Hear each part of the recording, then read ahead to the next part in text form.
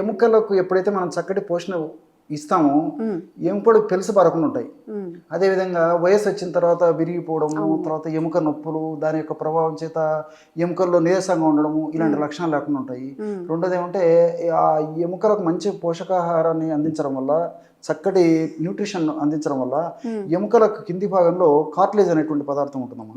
ఆ కార్టిలేజ్ బాగా ప్రొడ్యూస్ అవుతుంది. దానివల్ల కార్టిలేజ్ బాగా ఉండడం చేత మరి కీళ్ళకు సంబంధించిన సమస్యలు కూడా రాకుండా ఉండే అవకాశం ఉంటుంది. అదేవిధంగా ఎముకలకు మంచి పోషకాహారం మనం ఎప్పుడైతే అందించినామో, ఇప్పుడు ఎముక మధ్య భాగంలో గుజ్జు ఉంటుందమ్మా, బోన్ మ్యారో. ఆ బోన్ మ్యారో నుంచే ఎర్ర రక్త కణాలు తయారవుతుంటాయి. మంచిగా ఎర్ర రక్త కణాలు తయారు కావాలన్నా మనం ఎముకలకి ఇచ్చేటువంటి పోషకం అవసరం అమ్మా.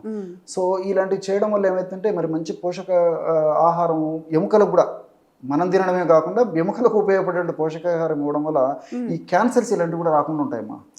సో ఇలా మల్టిపుల్ బెనిఫిట్స్ ఈ ఇటువంటి ఆహారం తీసుకోవడం వల్ల ఉంటాయమ్మా. మరి ఈ ఆహారం గురించి మనం చెప్పుకున్నట్లయితే మీకు నేను అనుకోవడం కొన్ని డౌట్స్ కూడా వచ్చింటాయమ్మా. ఇలాంటి ఆహారాల వల్ల ఎముకలు పాడేటువంటి అవకాశం ఉంటుంది.